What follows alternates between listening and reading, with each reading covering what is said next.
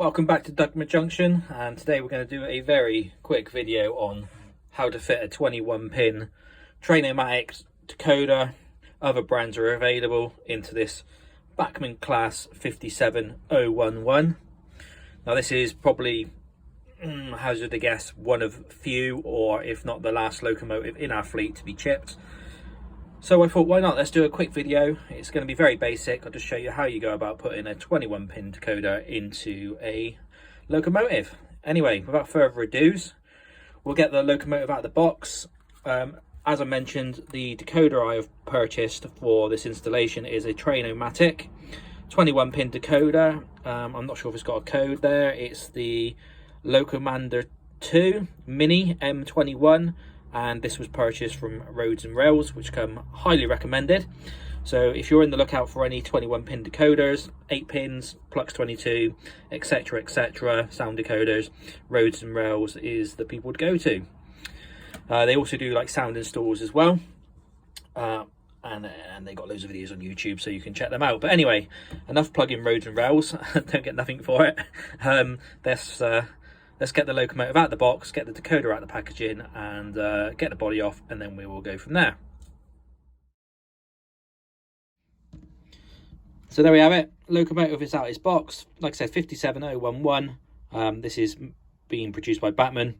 There is a window or a glaze in there which has gone in, so I will correct that when we've got the body off. Probably won't show it in the video, but yeah, a little job I will do while we've got this body out. So let me take the body off now, and then we'll crack on with the installation of the decoder. Now on this class 57, this is very similar for 47s as well. You have, I believe it's 6 screw points. So I'll just quickly get something I can show you where they are. Give me a brief moment. Preparation hasn't been the key on this one. So behind the bogey, you've got a screw point there. Same on this side. And then on the reverse, one there and one there.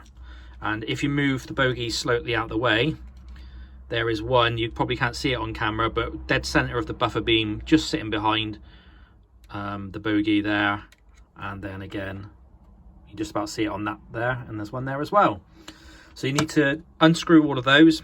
Now on other Bachmann models and other branded models, the screw points are in different places, or they can be in different places. So it's very important you do check your instruction manuals if available before you go taking bodies apart. Yeah, because like I said, they all do have different ways of coming away. Right, I'm going to unscrew all these now, and then let's get the chassis away from the body. Right, so that's all the screws now loosened off from the body. Sorry, should I say that's all the screws now loosened to be able to release the body.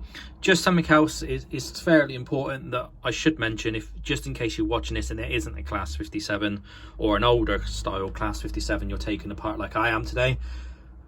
Just be careful. There are sometimes on the modern locos leads which go from the PCB board up to the cabs, so you don't want to be just like removing the body really quickly, otherwise you might end up snagging or snapping a wire. But on this one, this should just fairly simply just pop straight off, which it has, which is great. And just be careful when you take the bodies away from the chassis, that none of the little screws drop on the floor or anything, and you should be set to go. So we're going to pop that down on the workbench. As you can see, we've now got the blanking plate there for the 21 pin decoder. I'm just going to zoom in on the camera a little bit, and I'll be right back with you, and we can just show you how you go about installing. So there we go, we're zoomed in. I'm just going to take a little break, and I'll be right back with you. There we go. So now we've got the 21 pin blanking plate in front of us there. They are very simple to remove. Now they can be stubborn. If you find that you can't get them off with a gentle left and right persuasion backwards and forwards with your hand, use something like a cocktail stick just to get under each side, and slowly and very gently just pop them up, and they will slowly come off the pins. Just a little side note, you've got these little brass tabs on the PCB board on some of the older models. Just be very careful you don't break these, because it is a bit of a pain to do the repair job with a soldering iron if they do get broken. However, these boards should come off very simple. So let's just see if I can just lift it off by wiggling it from left to right.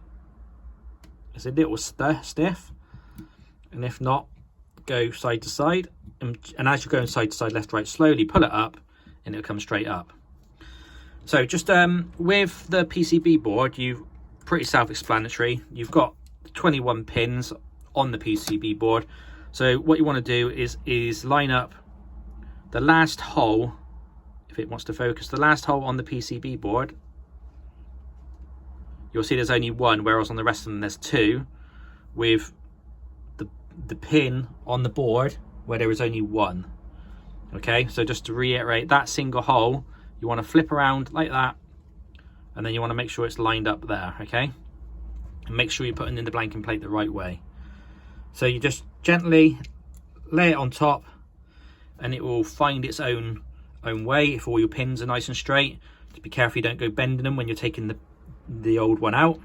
And then you just put your thumb over the pin socket and very gently just press it down, and that should go home. If they're all lined up properly, just going to double check. This one's being a little bit difficult. That might be because one of the pins is slightly out of sync. Let's just try that again. And now that is all home. So that's set and that's ready to go. So what we're going to do now is get the chassis up onto the track. One little tip is not to go ahead and put all the body back on, fit all the screw fittings, etc, etc, put it on the track and test it. While you've got the chassis in this state, put it up on the track and give it a test. And that's what we're going to do now. So let's go up to the track. So we're now up at track level. I'm just going to get me my handset now, and we'll see if this has been a successful installation of a 21 pin decoder into a Bachmann locomotive. So as I previously mentioned, when you're putting a new decoder in for the first time, most of the time the decoders are set to default address 3. Just double check the instructions which comes with the decoder just in case it varies, but I know for this example it is number 3. So I'm going to go select loco, number 3, enter. Let's press lights and see if anything comes on. So now you can see the rear lights have come on in reverse, which is correct, and forward. There we go. So let's just see if it wants to move away. Lovely jubbly.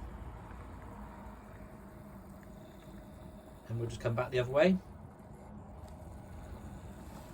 And that, ladies and gentlemen, has been a successful installation of a TrainOmatic 21 pin decoder into a Bachmann locomotive. I hope you found this video of some use. I'd be interested to know below if you like these sorts of videos and I can do more in the future. If not, thanks for watching anyway, and be sure to subscribe, drop a like, and we'll see you on the next video. Take care everybody, bye bye.